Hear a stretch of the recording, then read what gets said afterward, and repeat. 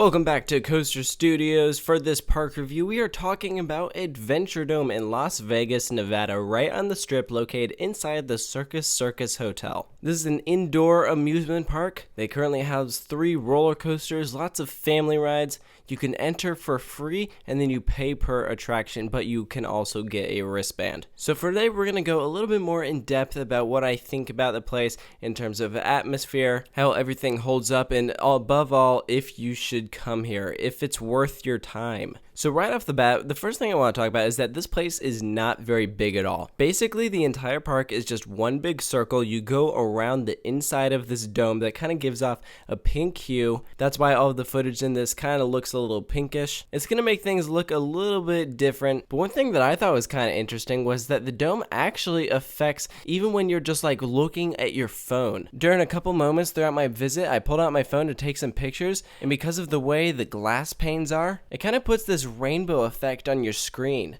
I thought that was super interesting, and it was something that I hadn't heard anyone else talk about. But if there's one thing I was really impressed with about Adventuredome, it was how they were able to fit so many different attractions into such a small space. Their creativity with this park really is unbelievable. They've packed in so many more rides than I expected. And a lot of people would look at the size that you have to work with and say, well, that's going to prevent me from doing some really cool stuff. But if anything, it almost sparks your creativity, and you really have to think outside the box and think, okay, how can we put in new attractions while working with our current space? And Adventuredome has put in a lot of rides, using rides that have limited footprints and roller coasters that are really spread out and go around multiple other rides. And so it's really cool. It's one of those things that when you walk into Adventuredome, you just kind of want to look around and take it all in. Now, I mentioned that this is an amusement park, not a theme park. If there's an overall theme that you'll kind of notice as you're walking around, is that they have lots of rock work. But that was something that I wasn't really expecting, and it's cool. They have lots of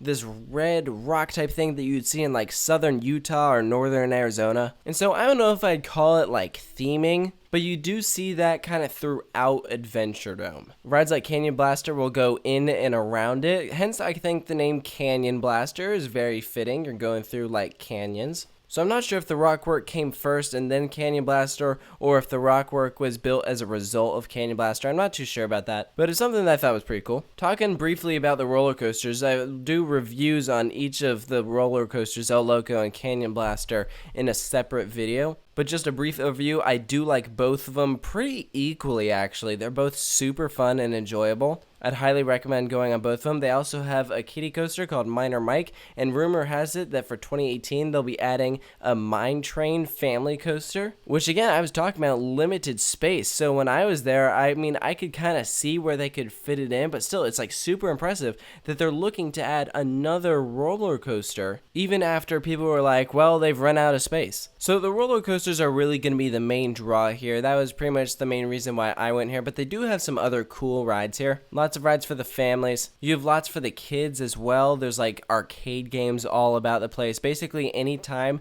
that they couldn't fit in a ride, there's going to be arcade games, so they really utilize their space. They also have a 4D attraction and, surprisingly, a little putt-putt area. They fit in like a freaking golf course in this thing. Probably one of the more unique attractions here is going to be Chaos. It's a ride I didn't get to try out, but looked pretty cool, very dizzying. If you're into that kind of thing, I'm sure you'll love it. I haven't really seen a ride like that at too many other places. So if you like cool flat rides, I'd recommend checking that out. So in general, I think Adventuredome is a pretty cool place. It's going to be fun to spend like a few hours here. You can get a wristband to get on as many rides on El Loco and Canyon Blaster and all the others as you want, or you can just pay per rides individually, and you do not have to stay at the hotel in order to visit Adventuredome. Anyone can just walk in and get there. The downside is that you would have to enter the hotel and go all the way to the back to get to Adventuredome. You have to walk all the way through the hotel, and that, I would say, was probably a major downside, especially since the inside of the hotel just smells like cigarette smoke. I think there might be an outside entrance, but if there was, I did not see it or know where it was. But like I said, you can just walk right in, so if you're visiting with some family members who aren't interested in riding anything, they can just walk in and watch. And if I had to make a suggestion, it would definitely be to come during Halloween in October. Because during the day, it's Adventuredome, and then when it starts to get dark, they empty out the dome, turn out all the lights, and it becomes Fright Dome.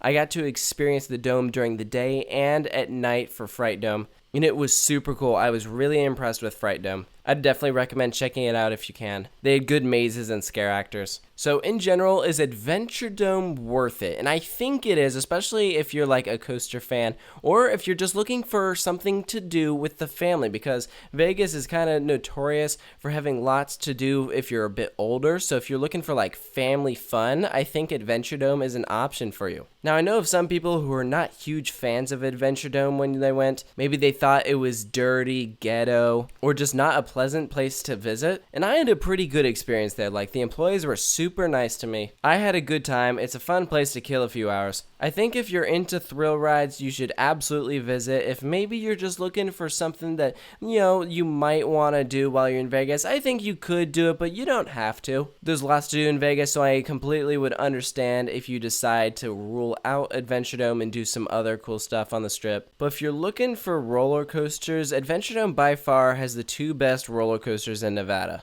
El Loco and Canyon Blaster are really fun, way better than the Big Apple coaster or even Desperado. So if you get around to Adventuredome, I'd recommend it. I don't know if it's a place that you'll want to visit like every year. Maybe it's something that you do when you're visiting with friends, or you're in Vegas and you have some time to kill. But let me know what you think of Adventuredome, if you've been here, what you thought of it, and all that good stuff. And of course, if you're new to Coaster Studios, make sure to subscribe. You can also check out more park reviews that I've done. They're all available in a playlist on my channel, so go hit that up, and I'll catch you guys later.